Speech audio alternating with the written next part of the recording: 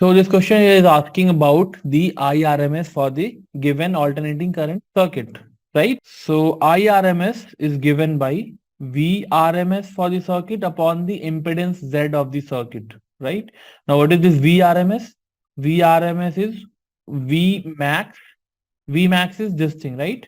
The maximum value of V is going to be 200 root 2 upon root 2. So VRMS is given V max upon root 2.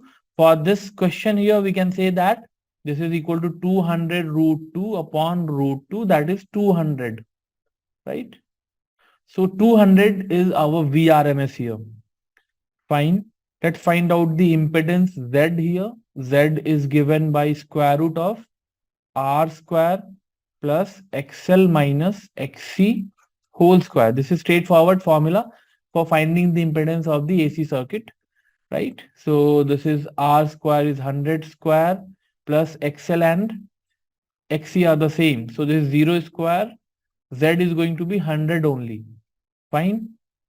That means that means our IRMS is equal to VRMS that is 200 upon the impedance that is 100 here, right?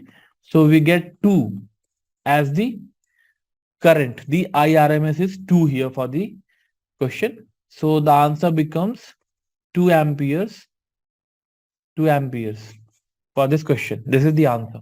Okay. Thank you.